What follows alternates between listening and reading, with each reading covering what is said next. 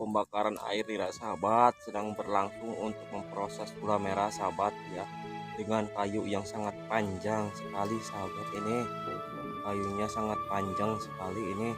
Aduh panjang bener sahabat, aduh panjang bener sahabat, aduh panjang. Alhamdulillah, kira-kira ada sahabat ini 5 meter tadinya sahabat ya, sampai ke dalam sahabat ini apinya. Alhamdulillah sahabat, wih keluar banget sahabat, dengan daun kelapa sahabat membakarnya ini apinya. Wow keluar sahabat.